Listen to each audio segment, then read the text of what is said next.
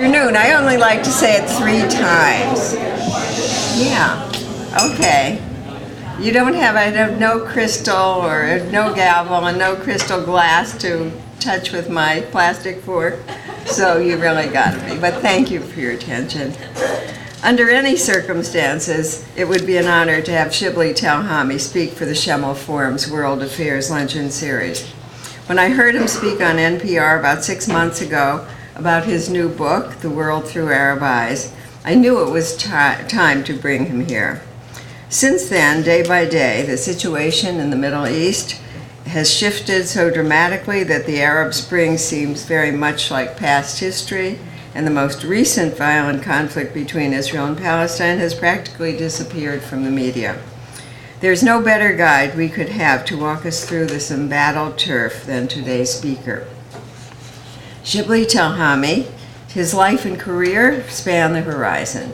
He was born into an Arab family in Israel, so he is an Arab Israeli. He has lived most of his life in the United States. He is a scholar, a pundit, and a public diplomat, having engaged actively in the elongated process of understanding and affecting the Israeli-Palestinian relationship, and indeed the whole Middle East. He not only brings brilliant analysis to the region, but quantitative information as well. Professor Telhami is the go-to person for all issues regarding this ever-perplexing part of the world. In addition to holding the esteemed Sadat Chair at the University of Maryland, he makes frequent and strategic appearances on PBS's NewsHour and many other news shows. He is a member of the Council on Foreign Relations and has been on the board of directors of Human Rights Watch. He is an actively engaged citizen, bringing his knowledge and commitment to helping to solve some of the problems of the Middle East and in this increasingly interdependent world, to the problems that affect all of us. I could go on with his accomplishments, but it would make much more sense to be listening to him, to this amazing man. Please help me to welcome him to the podium.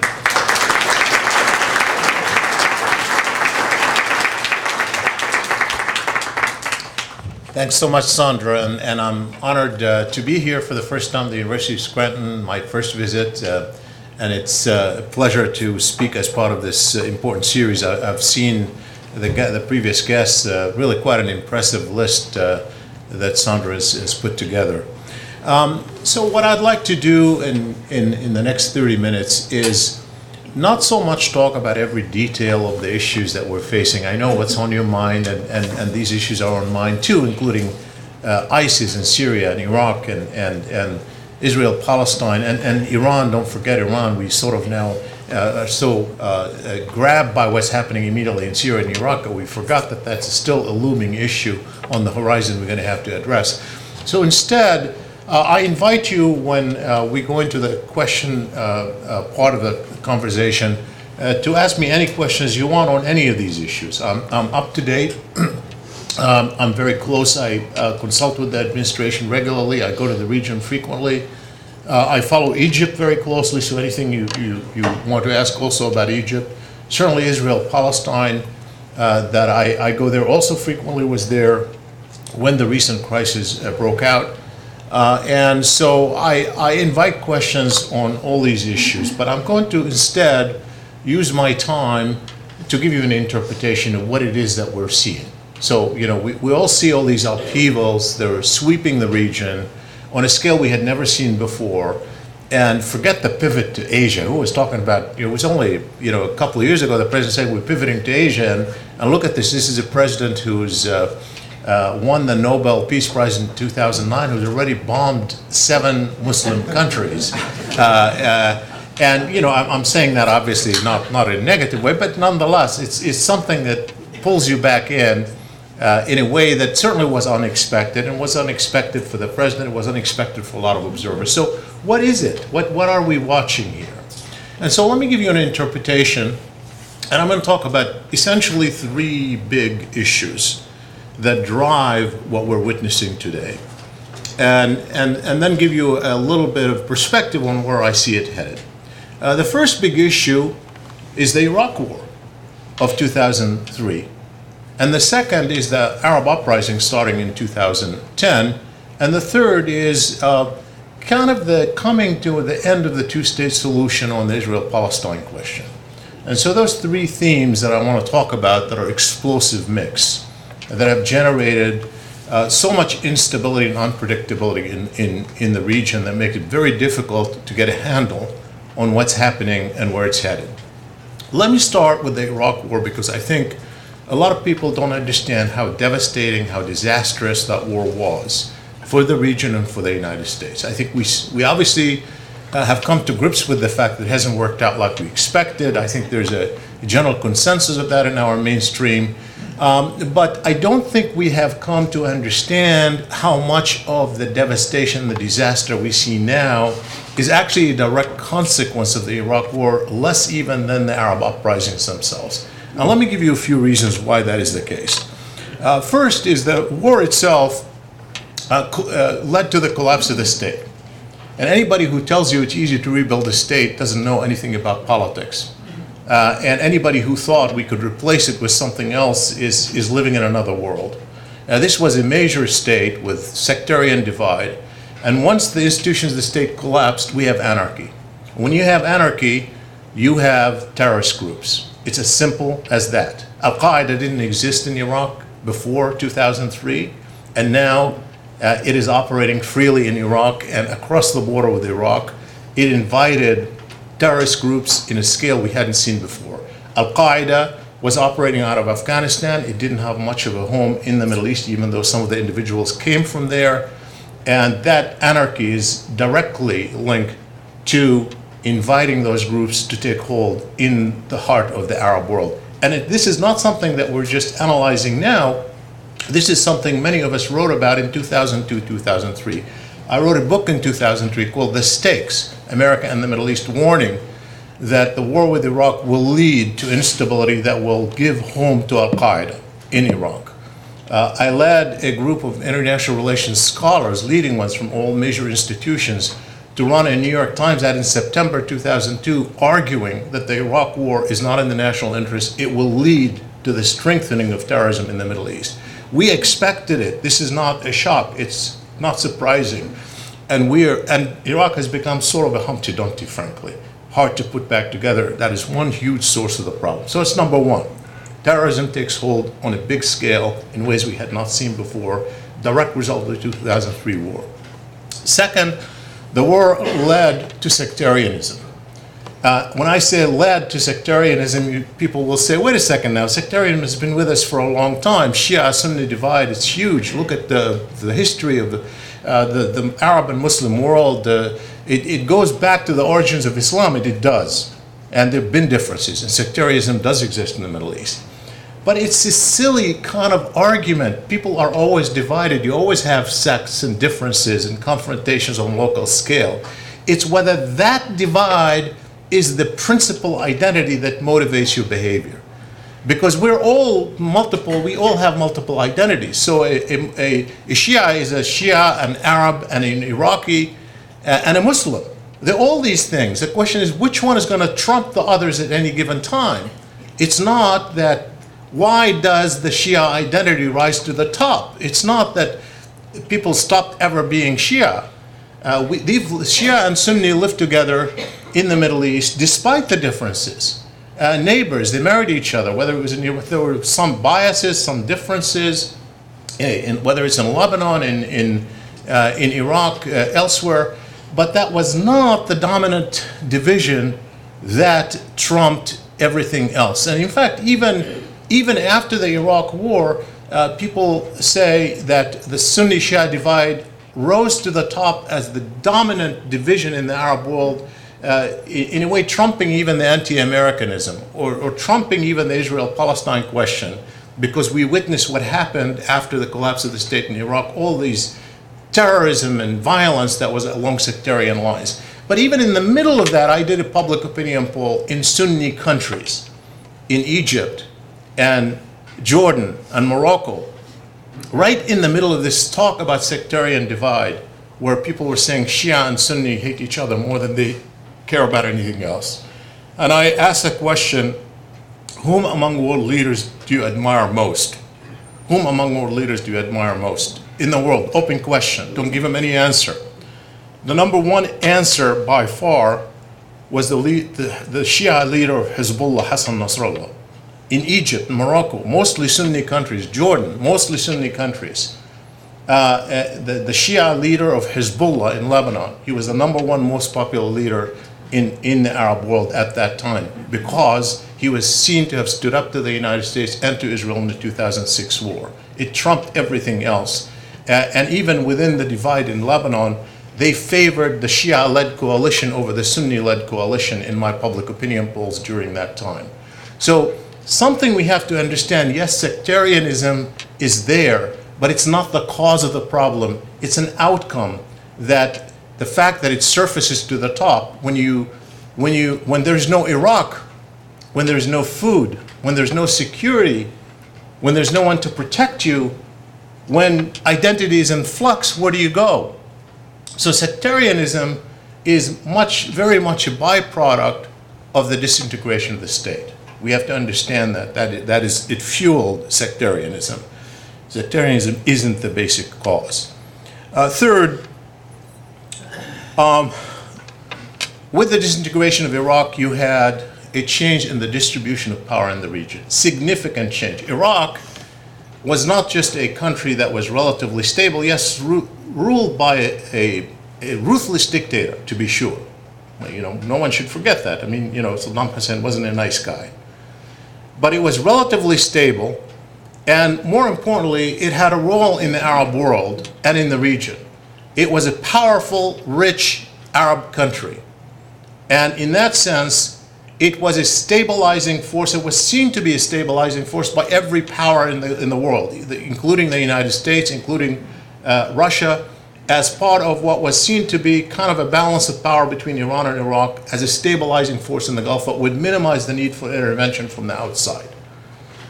When Iraq disintegrated, there is no balance of power in the Gulf. For one thing, even Iranian power expands by default, and now they have more influence in Iraq itself. And the Arab Gulf states feel very insecure with no traditional mechanisms of balancing Iran except for competing with them strategically in internal politics. So that leads to the third point, which is where you don't have strong central authority and you have disintegration, you have an arena for inviting foreign intervention. So every country where the state is weakened, like Iraq, it becomes a strategic arena of competition for regional powers to play their game. So the Saudis and the Iranians play their dirty politics on Iraqi soil and later in Syrian soil as we see now. So the disintegration of the state leads to more intervention in the domestic affairs of the region in a way that complicates every single outcome. When you have so many cooks in the kitchen, you're not going to have the right meal. And it's just not going to happen. Fourth, the war led to huge anti-Americanism. And what we don't understand, a lot about what happened with the United States of America and its relationship with the Middle East, we just think that it was always like this. It wasn't always like this. The 1990s were an era of American Pax Americana. The end of the Cold War, globalization led by the U.S. seeing favorable to the rest of the world. The U.S. has so much power in the region after the 1991 Iraq War, a lot of influence. The U.S. is also leading a peace process between Israel and the Palestinians. And it looked like the U.S. was influential. People are responsive, and even when people didn't trust the U.S., there was a certain acquiescence in the role the United States was playing. Well, after 9/11, it wasn't 9/11 that generated the shift. What we don't understand often is 9/11 was a horrific event that we had to respond to, but 9/11 did not generate hate for America. If anything, it generated sympathy for America. It generated an opportunity for America to win people over. It was the 2003 war that generated the anger. And that was not linked to 2011 logically in any shape or form. And so with that war, 90% of the people in the Middle East were opposed to that war 90%, according to my polls, 90% opposed the war and thought it went against the vital interests. 90% thought the United States was intervening for imperial reasons and having to do with oil or weakening the Muslim world. And so we've had a backlash that was, of course, there was always some anger with American policy toward the Israel-Palestine question. We capture that. But in the middle years, 2003 to 2006, we find that the Iraq issue was almost trumping the Israel-Palestine question as a source of anger. So we have a lot of anti-Americanism that limits the possibilities. And just to give you a flavor of that anti-Americanism that we captured in the poll throughout that whole decade, one of the other symbols that I ask is, name the leader that you dislike most in the whole world, in addition to naming the leader that you like most. And historically, it was the Prime Minister of Israel. I mean, by far, usually, particularly Ariel Sharon when he was in power. But in the years from 2003 until 2008, that whole period, it was George W. Bush trumping even the Prime Minister of Israel. But that gives you something to see how people perceived it. It doesn't matter what your politics are on this issue. Just understand how people see it from the region. You can say they're wrong, but that's the way they see it in the region. So anti-Americanism was deep. And finally, it wasn't just that we've faced a wave of anti-Americanism that have limited our ability to conduct foreign policy effectively, but we were weakened in reality because we failed. We failed in Iraq, we failed in Afghanistan. We spent more than $2 trillion just on Iraq alone. We've lost thousands of soldiers, troops, and many wounded. And people saw us as having been defeated. We were weakened globally, and of course, in the meanwhile, we had competitors rising. The gap between the US and China economically narrowed the most of any decade during that one decade following the Iraq War. And the rise of China, of Russia, and assertiveness of Russia that comes right after that. So the US was in effect weakened, and with that weakening, which is an objective weakening, there was also a weakened public will of Americans who simply don't want to intervene again. It's just like the Vietnam syndrome. Now we have a Middle East syndrome. We don't, we've seen it in, certainly when the president initially wanted to intervene in Syria. And even now, while the public has been much more supportive of airstrikes, they don't want to see troops deployed. And still on the big issue, when you ask Americans, and I do public opinion polls here in the US, when you ask Americans, do you want to intervene, do you want the US to intervene more or less in the Middle East? They want less, not more, even now, even with the Syria issue. So there is, all of that is a mix that is explosive. And it's not only consequential for Iraq, because it's also consequential for its neighbors. And ISIS would not have been as powerful in Syria had it not been for the support that got across the border from Iraq, and vice versa. So it fuels this mix that is disaster. So don't underestimate the extent to which the Iraq War is singularly responsible for much of what's happening right now. Don't underestimate that. This is one thing that we need to keep in mind. Okay. The second theme I want to talk about is the Arab uprisings. And so we have to understand what these are and why they are destabilizing. It's not like we have never witnessed Arab uprisings before. In fact, you can argue that historically the Arab political system has remained unstable from the very inception of the contemporary system following World War I, with the demise of the Ottoman Empire and the imposition of states by European powers in a way that was not harmonious with the aspirations of the people or their identity.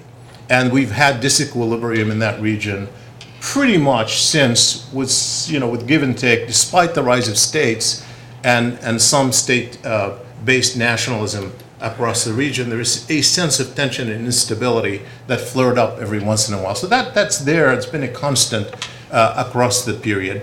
But even with all of that, there's something profoundly new that happened in 2010, 2011, and is still happening. And we need to understand what it is, why it's important, and what the impact of that is. And that element is a public empowerment and an empowerment of the individual on a scale we had never witnessed before in the history of the Arab world. And that empowerment is driven essentially by an expanding information revolution that leads to people knowing more than the government wants them to know, that raises expectations because they see what others have that they don't have. It gives them tool of empowerment through connection, through social media and internet with others within their own country and outside, a sense of empowerment they lacked before, the ability to organize without political parties on a scale that had never been seen before. All of that leads to a public sentiment that simply will not accept what is given to them by the rulers. And that empowerment isn't going away. It hasn't gone away. If anybody tells you, quote, the Arab Spring has failed, I've never used the term Arab Spring because it fails to capture that this is not seasonal. This is something about public empowerment that is with us to stay, and it has not gone away. It's with us to stay. And in that sense, this element, if you want to understand the scale of it, if you want to understand how profoundly important it is, you might want to relate it in the history of Western civilization to the impact of industrialization in the West. How that industrialization led to a structural, profoundly important structural change, generally through earning wages, that have led to economic empowerment, rising expectations, demands for political and social power, and the rise of the individual on a scale we had never seen before in the West. We are seeing something parallel in the Arab world for very different reasons, but it's not something that's going to go away. Nobody is going to put that information genie back in the bottle. Forget it. And it's expanding. The biggest users of Twitter in the world are in Saudi Arabia, the close society of Saudi Arabia. It's incredible. It goes against what people think, but that is what's happening because it is a tool of empowerment where there are very few other tools of empowerment that are taking place. But a lot of people look at this story and they thought it's a happy story. Well, it is, at a certain level, it's definitely a happy story. People wanting their rights, people fighting for their rights, people not accepting what is given to them. And historically, I see it as a progressive force. Progressive force meaning that sometime in the next several decades, it'll probably be moving forward rather than moving backward. But in the short to intermediate term, it was bound to be more destabilizing. Why? Well, let me give you three principal reasons why it's bound to be destabilizing. First, people don't see eye to eye. People are different. The fact that you have empowered publics doesn't mean that they're going to agree with each other. They don't all want the same thing. Yeah, they want freedom, but they have different agendas.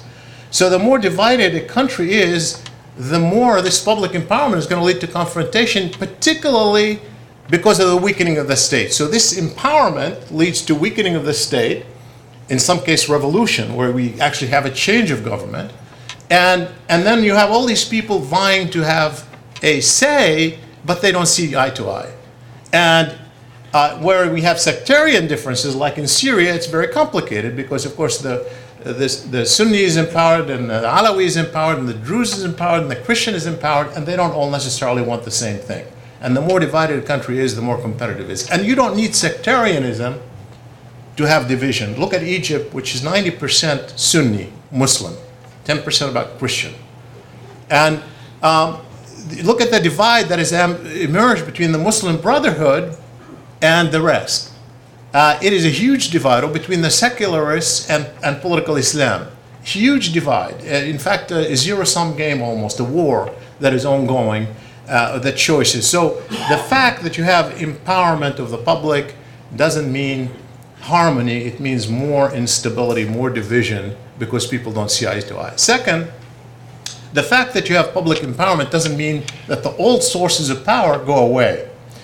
Even in a democratic country like ours that's mature, where we know that public matters, we all vote, we all contribute to campaigns. I think most of it, or some of us maybe, I certainly contribute to campaigns. That we all don't count in the same way. I mean, half of our people never vote anyway because they think they don't matter. Or those of us who vote know that, you know, Sheldon Adelson and me don't have the same power in our country, given what he's going to put on the table.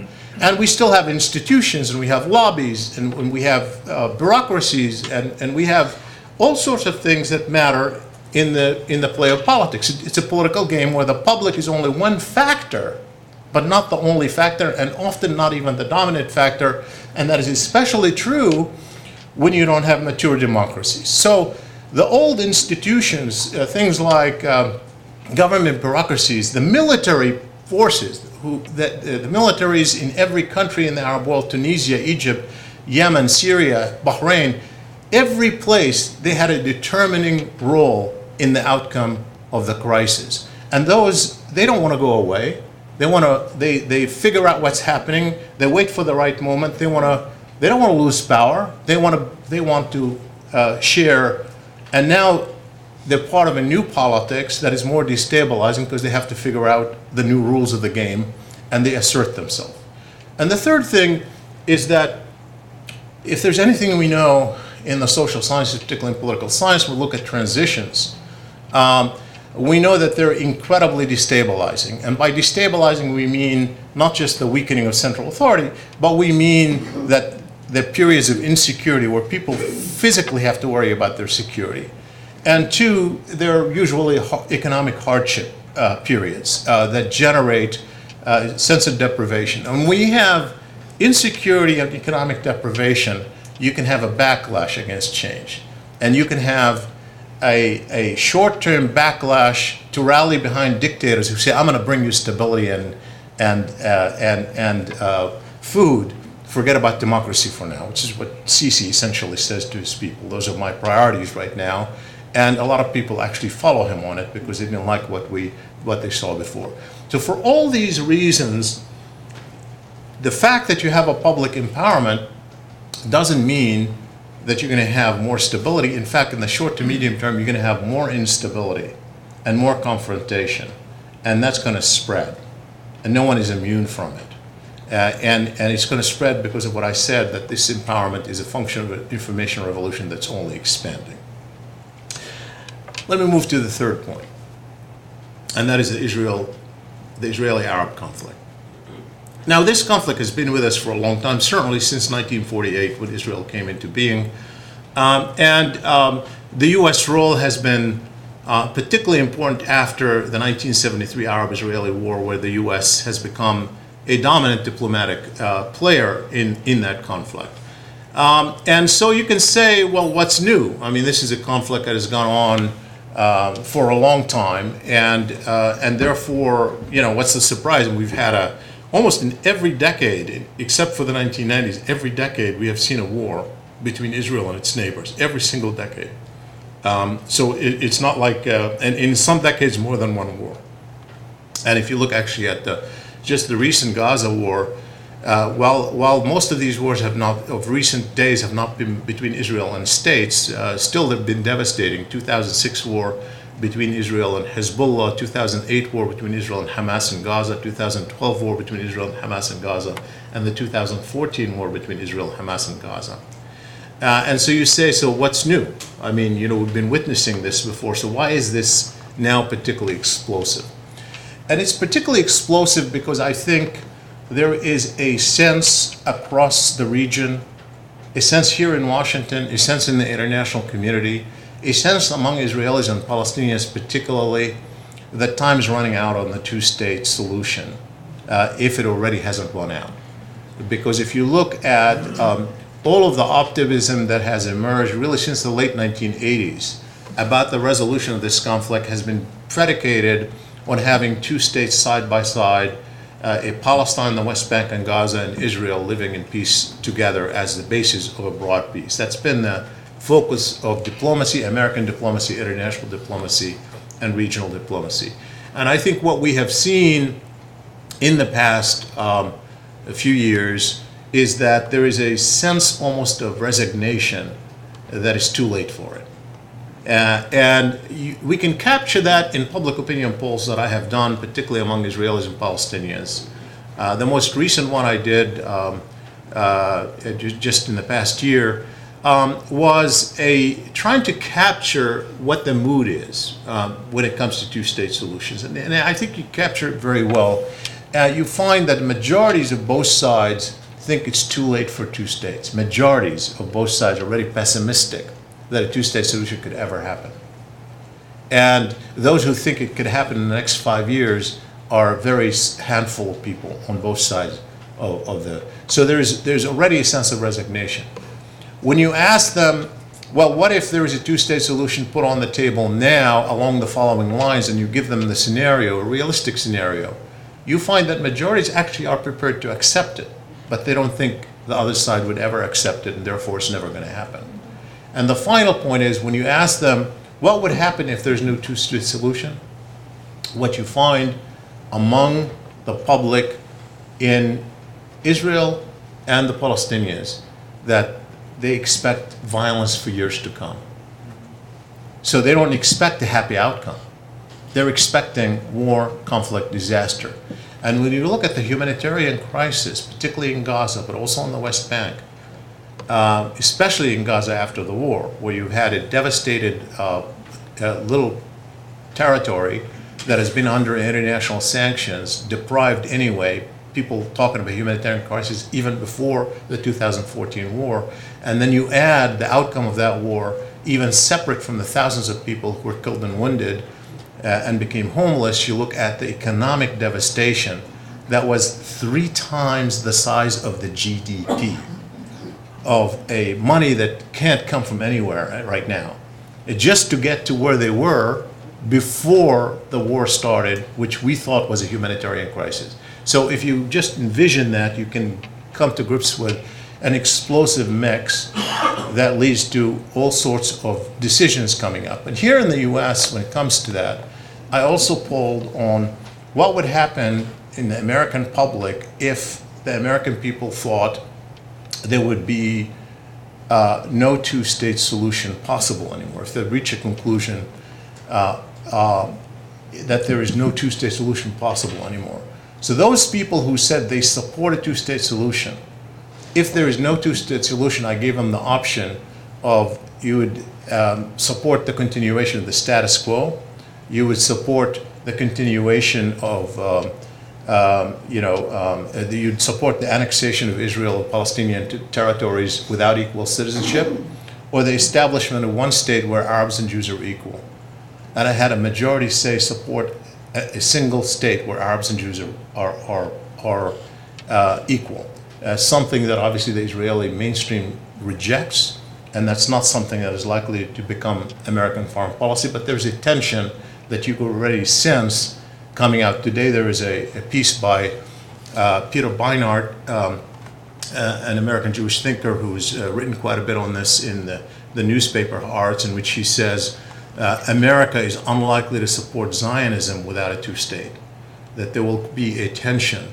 In fact, in my polling, when I asked people if you had to choose between Israeli Jewishness and Israeli democracy, what would you choose? Meaning a democratic state that will lose its Jewish character, where people are equal, or an Israel where you have a Jewish state, even if it means unequal citizenship for Arabs. You have 2/3 say they choose democracy over Jewishness. So there is a tension in the American political mainstream, and that's especially true among the young people, the young generation. That is going to lead to some tough choices as we come to grips with what may be, I think, a conclusion in a year or two that two states are not possible. That's what makes it urgent. That's what makes it explosive. And that's what adds to this mix of explosiveness across the region. 2 final points that I want to make. One is, so I gave you a pretty pessimistic picture. And I'm not going to lie to you. It's that's being realistic about the picture. But I just want to say 2 things related to that. One thing is that despite all of what people say about the Arab uprisings, I actually see them as progressive in the long term because of what I said. Public empowerment is going to be in the long term for the good, but we don't know when. But it's a progressive move. It's not a backward move. It's a good thing overall, even though bad people are also empowered. We see that because part of the reason why a group like ISIS succeeds is the fact that we have this globalization and the information revolution and everything else. They're empowered as well. It's not just the good people are empowered. But in the long run, I think it's a progressive thing, and that is a deeply held belief that I have. The second thing is that, I'm a student of history.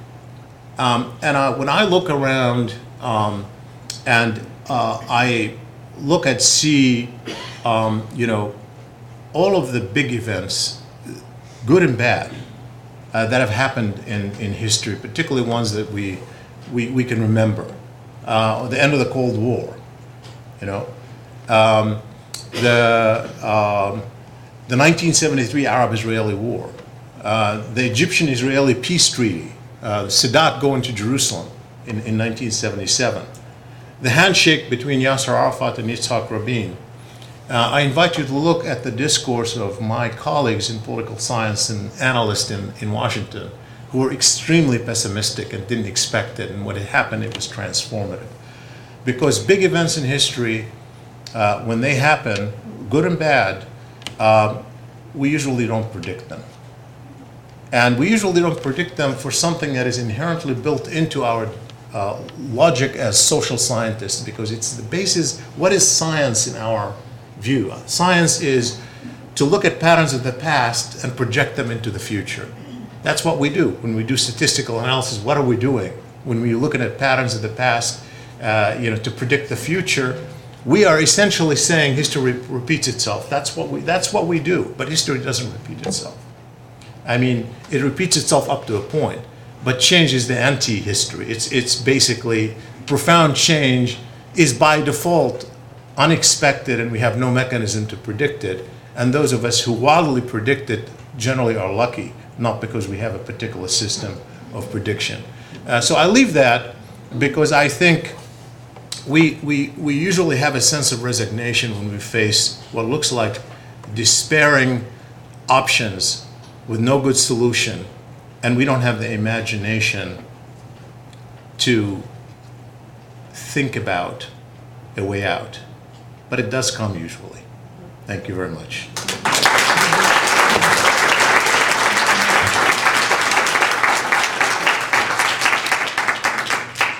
Yeah. The Assad regime in Syria. Please identify yourself. Okay, I'm Paul Fahey. Okay, I'm wondering, from what you're saying, it seems that we should have been supporting the Assad regime in Syria so we don't have instability. Is it? Now, what do you think about that situation? What's in the best interest of the United States? Yeah, I think it's a good question because it was very hard at the beginning to read what was happening in Syria. Frankly, the Arab uprising took everybody by surprise, and people were very optimistic, almost romantic about the outcome. And I was too. We all were. Anyway, you saw what happened in Tunisia and Egypt. It happened so seemingly easy and upfront successful, no use of force. And then everybody rallied to get rid of Gaddafi because he was resistant, and people were optimistic, and it looked like the same thing was going to happen in Syria. This was simply a public uprising against a dictator, and there was, of course, truth to that. It was partly a public uprising against a dictator, but it was a lot more than that. And with Syria, I think it's even more complicated because not just because of, on the one hand, you have the public against a regime, and on the other hand, you have sectarian divisions and people rallying behind their own sects and all of that, but it has become even more so an arena of external competition. ISIS, of course, a lot of its supporters in Nusra, the Qaeda branch, and others, fighters are coming from the outside. Initially, they're supported by Gulf states, and they're supported by Gulf states because Iran is supporting Assad, and not only supporting him economically and militarily, but also helping Hezbollah, which is a Lebanese militia, go into Syria to fight on Assad's behalf. And of course, on top of all of that, we have this tension between the US and Russia that has prevented any kind of UN resolution from the beginning to come forward, complicated later by the Ukraine crisis that made it even more difficult for them to cooperate. So Syria, isn't just Syria. It is really a playground for international powers, regional powers to play. It makes it very complicated. And I think it's always been like that for the US in terms of choices. But I could tell you this, that initially there were two things the administration believed, and they were generally, partly true. One is that there's a public empowerment that Assad, is going to have to face up to it. But more than that, that the administration believed that these uprisings are not about America, don't make them about America. These uprisings are not about America, don't make them about America, because the minute you insert yourself in, you become the target of every side, and you complicate it more than you solve it. I think it's actually what happened with ISIS. Because with ISIS, it's a horrific organization. It terrifies all of us. It terrifies me just to think about them. But when you look at them, they were saying the main target is Arab rulers, not the US. They're very different from Al-Qaeda in that regard. That's actually a source of confrontation between them and Al-Qaeda. Al-Qaeda said our purpose was to defeat America and then come back to the rulers, because America is the empowering party of these rulers. ISIS said, no, our game is here, not America. And in some ways, it was frightening everybody in the region in ways that Al-Qaeda never did. Because Al-Qaeda, when we went to the people after 9/11 and said, don't you see they're even worse for you than they are for us? They're more threatening to Muslims than to us. They're gonna, well, when I did the public opinion polls in the Arab world, I said, what do you think of Al-Qaeda? Well, a lot of them didn't like anything about Al-Qaeda, but when I asked them, what aspect of Al-Qaeda do you like most? The number one answer was the fact that they're standing up to the United States. And those people who said we embrace their agenda of puritanical Taliban-like state were less than 10%, actually often less than 4%. So there wasn't an embracive agenda, it was the fact that they were angry with America, particularly after the Iraq War and the Israel-Palestine issue. And they were prepared to go, support the enemy of my enemy. ISIS was seen as their enemy because they can see what's happening in those villages and towns, and they're saying we're going to go and replace the Saudi regime and Jordanian regime and all these guys, and they were frightened by ISIS. But when we inserted ourselves in, it's now about America in ways that even the King of Jordan is being told by his leftist opposition, not the religious opposition, the secular opposition, don't you dare join this. This is America's war now, not our war. So that's the problem in inserting ourselves in that war. Now, with Assad and the administration's policy on Assad, initially I don't think the administration knew exactly what to expect in Syria. But I could tell you that as the president moved to ask for support from Congress and the American people for his planned attack on Assad after the use of chemical weapons, that one reason he pulled back, of course, that he faced a lot of opposition, public opposition, congressional opposition.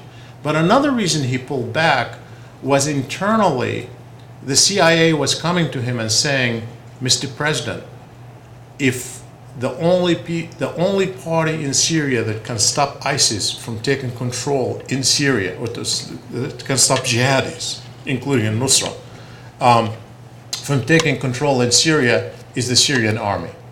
And whatever you do in Syria, don't make the mistake of bringing down the Syrian army, because we're going to end up with a much worse case scenario. So I think there is a conclusion in the administration now that they cannot significantly weaken the Syrian army. And their issue is, how do you put enough pressure on Assad to make a deal with the opposition without at the same time taking him on to bring it down?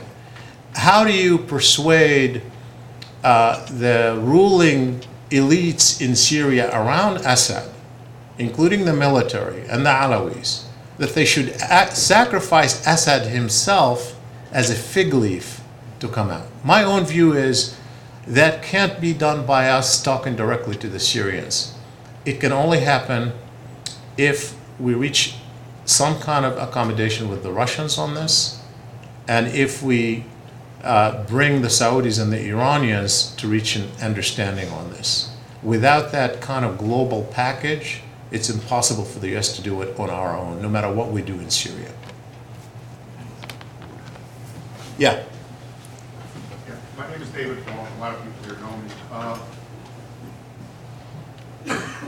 have a kind of a two-part question. I'm going to ask one, but in Syria, another one popped in my head. Are the Saudis part of the problem or part of the solution? They're funding or their fundamentalism. They hate the Iranians. They fear ISIS. They're sort of on both sides of this issue. They're behind a lot of. They're trying to influence American power and American policy. And the second part of the question, you mentioned Syria and all the meddling. To what extent is the Israeli Hamas or Israeli Hezbollah issue really a proxy war between the U.S. and Iran, with Iran trying to constantly testing us, since they still label us the great Satan and Israel only being the little Satan? Well, let me start with the last one, which I think it's actually not. I don't see, the U.S. doesn't see this as a proxy war between itself and Iran, and I know that for sure. But nonetheless, here's the Iran issue where it comes in. It's more on the Arab side than actually on the American side. That is, now you have the Saudis, you mentioned the Saudis, and now the new Egyptian government with Sisi that is allied to a great extent with the Saudis, who see Hamas itself as a threat to them, in part because they've taken a position against the Muslim Brotherhood from which Hamas comes, and in part because Hamas is supported by Iran. And so, to the point that they were really torn between, on the one hand, sympathy for the Palestinian cause, on the other hand, not wanting to see Hamas succeed in the recent war. That was very visible and complicating. And the US, in fact, was in the odd position of being more sympathetic with Hamas than the Egyptians. Not so much, this is an overstatement, of course, to use the term sympathetic, but wanting to deal with them and to accept a deal in which they get something that would be stabilizing, and work with people who are their allies, including the Qataris and the Turks, that the Egyptians and the Saudis didn't want to be engaged in the negotiations. So it's a factor, but it's not really in my opinion, it's not the main factor there. Now, the role of Saudis, is definitely very complex. And now they're beginning to understand that ISIS is really a genuine threat to them. But when they started in this, forget about the history of supporting Salafi groups or conservative Islamic groups. That's something that's too long to discuss. But just focus on the particular crisis in Syria and Lebanon.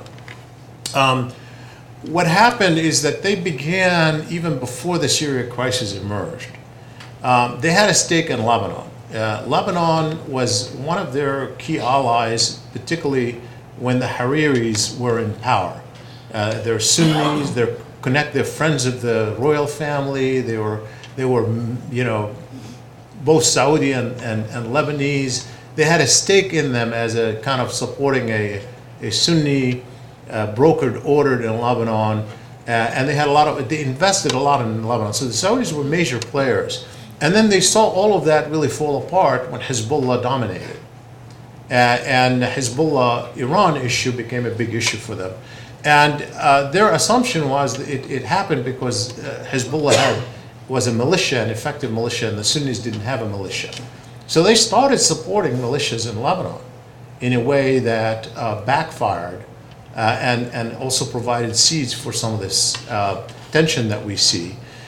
In Syria, the same thing happened, particularly after Hezbollah intervened in Lebanon, but even before. Saudis weren't the only ones. In fact, the Qataris were also taking a lead in supporting the opposition. Now, when they were supporting the opposition in Syria, the question is whether they're really supporting ISIS or supporting Al-Qaeda or Nusra. I don't think they were doing that deliberately. I think two things happened that probably led to that. One is they were a bit reckless. That is, and that was one reason why the U.S. was very reluctant to provide aid to the opposition, because the assumption was if you provide aid, it's inevitably going to go into the hands of the jihadists. The Gulf states, including the Saudis, were more reckless in that regard.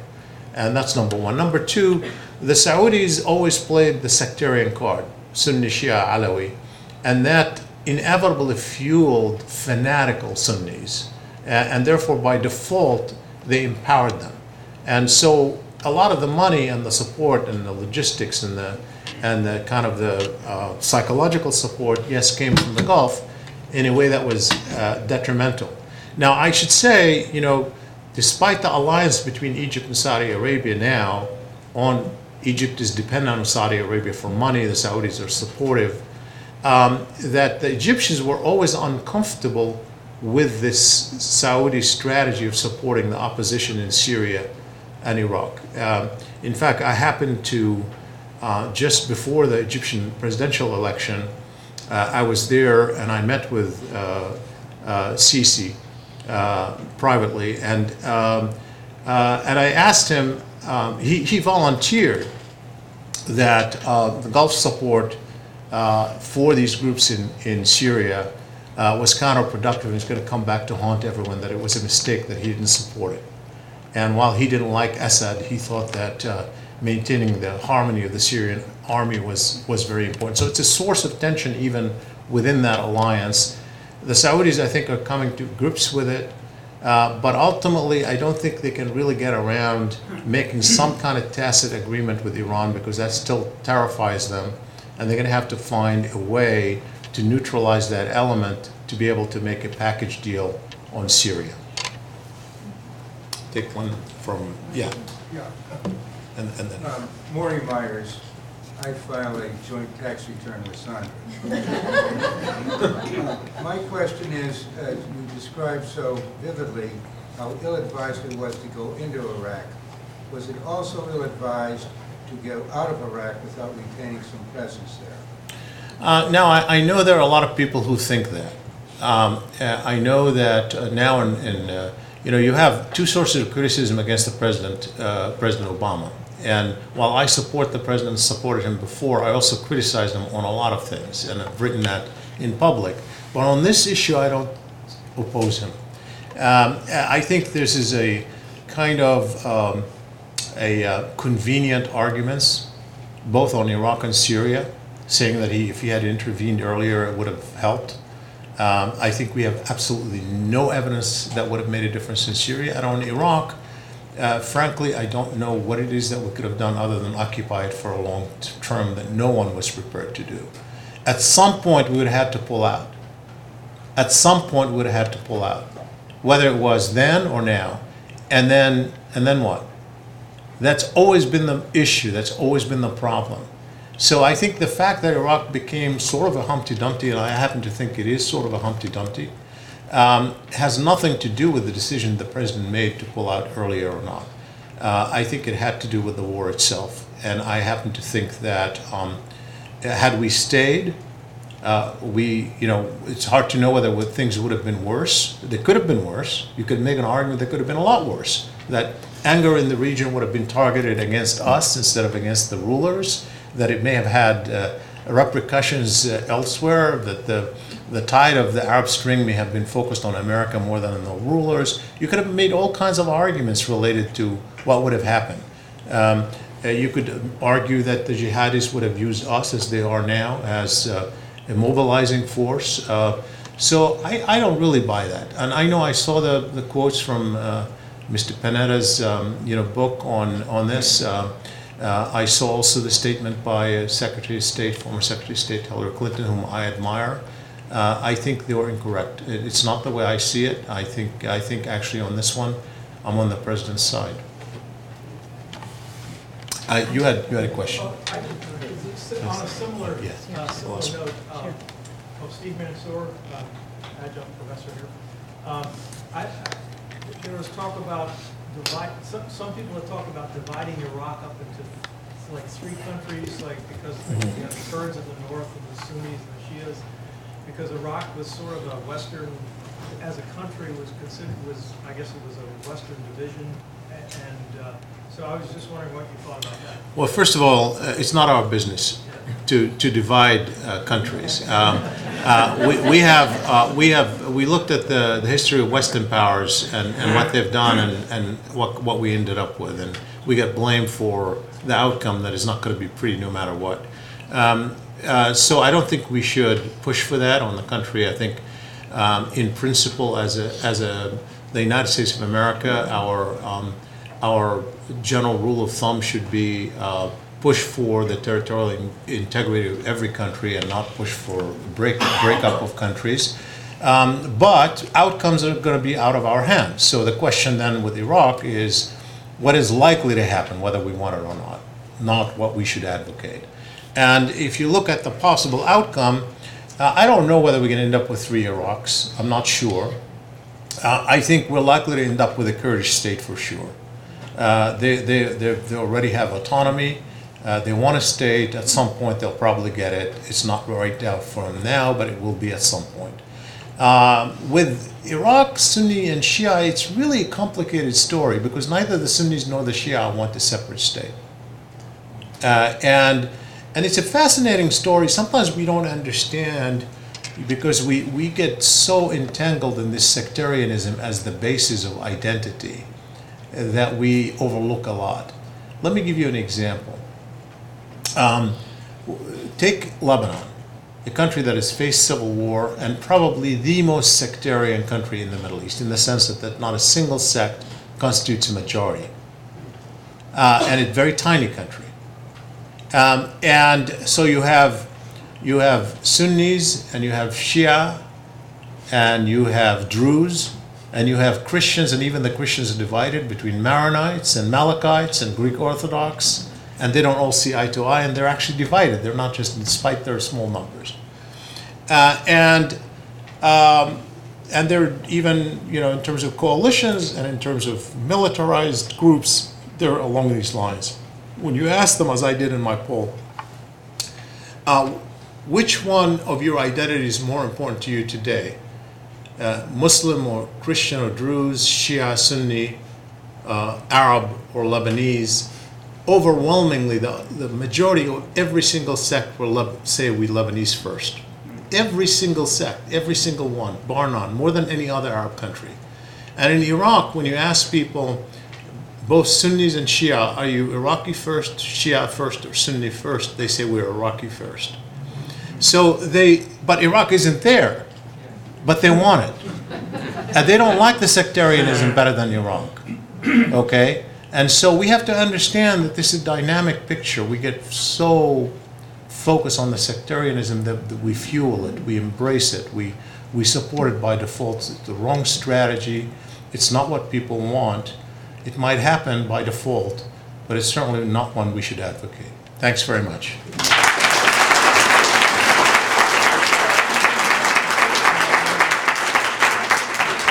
There's still one more aspect to this event, and that is the book signing.